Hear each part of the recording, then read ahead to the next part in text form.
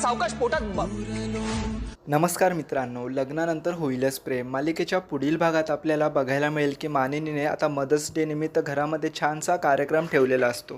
आई होणाऱ्या सगळ्याच महिलांना तिने आता घरात बोलावलेलं असतं। तर या निमित्ताने ते सगळेच आता खेळ खेळत असतात।